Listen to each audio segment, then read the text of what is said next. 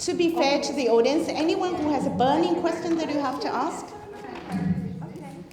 Oh, Linda, yes. Someone else, you have to... Michael, you want to ask one question? Okay, go ahead.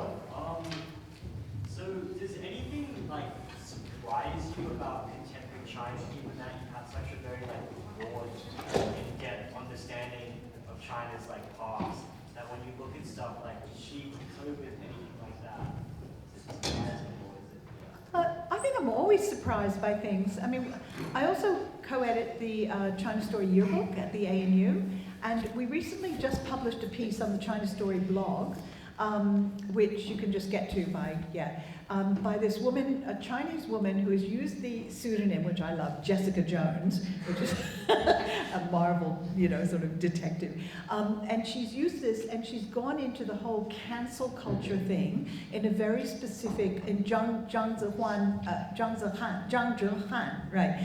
His being cancelled, and she talks about this whole thing among his fans, where they've been writing to the various bodies and getting answers. And on our blog, with her piece, she supplied the letters, the official letters about this whole incident.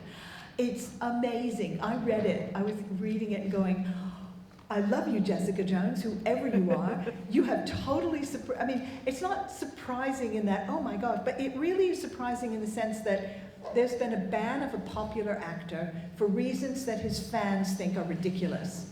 And the fans, instead of being cowed as some people who might read Clive Hamilton and those sort of people think that everybody's just sitting there trembling, they've actually gone, yeah, okay, let me ask the people who banned why they banned, let's make them, and it's this whole thing, people actually can act up in certain ways, and the passion of his fans for getting to the bottom of this and making their voices heard is really interesting, given the whole political thing around it, So interesting. Can we have a Chinese person maybe who wants to ask a question as well? Because, yes. I'm just hearing your story and your experience, and the one thing I just kept thinking back is actually, how interesting that is to actually hear you talk about the people you meet and the country you visited, China. And I always believe that any insights have to be interesting, to be either useful or to be an insight. So I just think, in the context of the China-Australian relationship, if you actually read the news or current affairs, oh my God, China is such a boring place, yeah?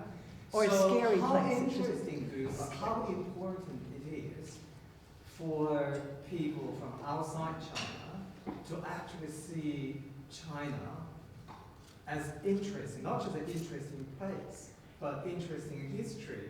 Apart from all the serious, stuff, there is, and as you said, the people are actually very much into intellectualism. They like to explore all sorts of things and ideas. So I just think the idea of making China interesting is quite powerful, what you're doing. Thank you. I don't think I've made China interesting. I think China makes itself interesting.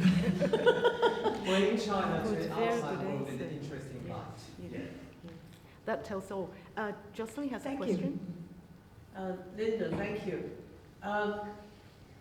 Last night I went to a performance of the Cup stage presentation called Double Delicious.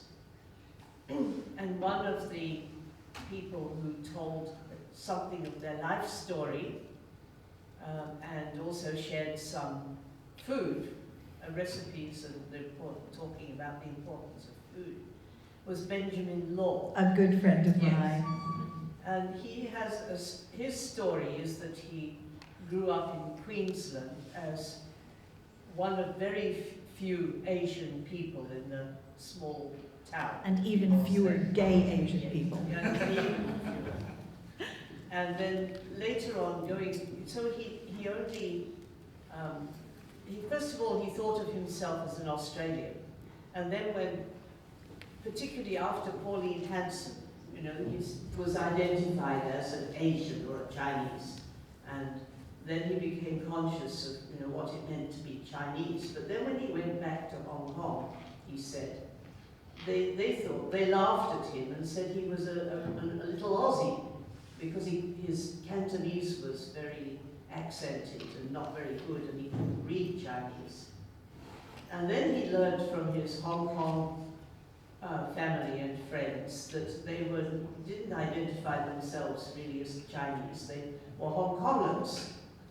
And so he obviously ended up feeling very confused about where he belonged, and said, perhaps it's my fate to be always on the margins of wherever I am.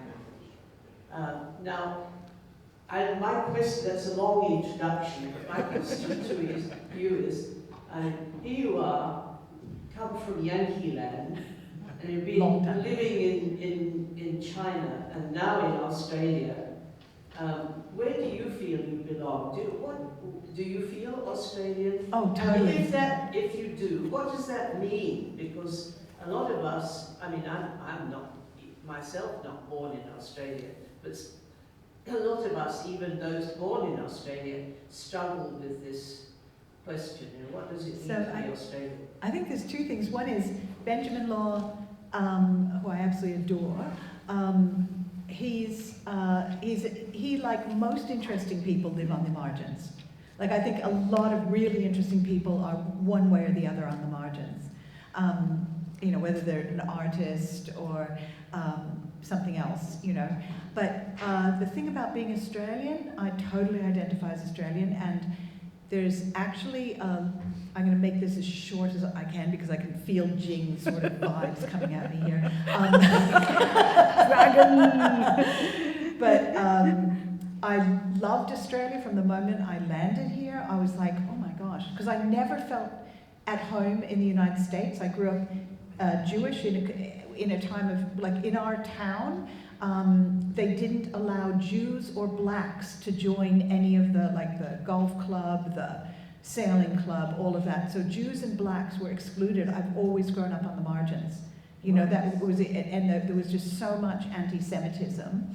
And then, of course, I wanted to be black, but of course, black people were like, you're not black. So, it was kind of, and then I spent so much time in China as a non-Chinese, but sort of in it, but not in it. So I'm very comfortable with this kind of in, not in, thing. But when I came to, when it was 1989, and, I was in Nick Joseph's apartment, and we had Liu Xiaobo, Hou Dejian, a whole bunch of other people that we were harboring, sheltering, whatever you want to call it.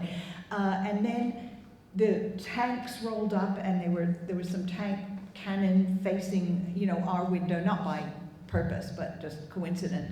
And things were looking very dicey, and all of the Western, and a lot of the non-Western countries, they decided to evacuate their citizens. Now, at that point, I suddenly realized I wasn't yet a citizen. I'd been living here for 3 years, but I wasn't yet a citizen. I was a permanent resident. So I was like, oh shit, what if they don't let me on the plane?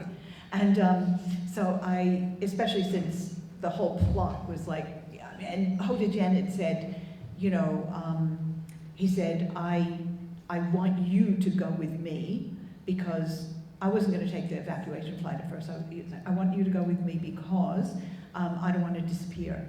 And if they take me at the airport, you're to go to Hong Kong and have a press conference and tell people I was arrested. As it turned out, Liu Xiaobo got arrested. We kept Hou Dejian at the embassy. I took the plane back. But I was so nervous. I thought, what if I can't get on the Qantas flight, right? Especially after harboring Liu Xiaobo and all this stuff. So I called the American embassy at the time, because I was an American citizen, and I said, can I know what the plan is, just in case? I'm hoping not. I didn't want to be evacuated to the United States. That would be heartbreaking. I needed to come back here. But I was like, what is the plan, for American citizens? And they said, oh, go and check into the Great Wall Hotel.